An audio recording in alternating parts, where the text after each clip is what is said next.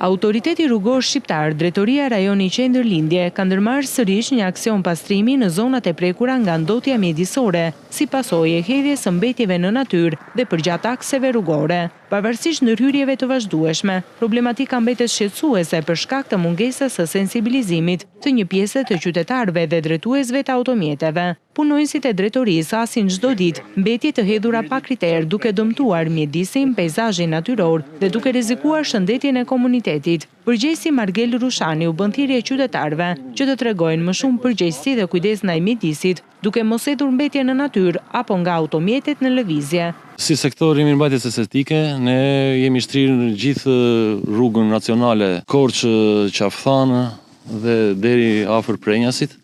Tani po punohet nga rruga Drithas që del në Plasë dhe do shkojmë deri në doganën e Kapshtisës.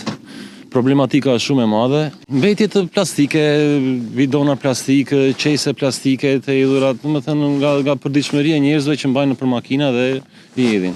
E mira është që t'i mbajnë dhe t'i hedhin në vendet e caktuara. Një ambient më i pastër është në të mirën e gjithë shoqërisë. Mbrojtja e mjedisit është një detyrë e përbashkët dhe fillon nga veprimet e vogla të secilit prej nesh. Vetëm përmes bashkëpunimit dhe ndërgjegjësimit qytetar mund të sigurojmë një mjedis më të pastër dhe më të shëndetshëm për brezat e sotëm dhe të ardhshëm.